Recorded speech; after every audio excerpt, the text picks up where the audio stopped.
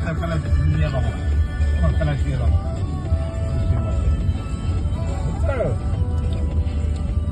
বিরক্ত করা না।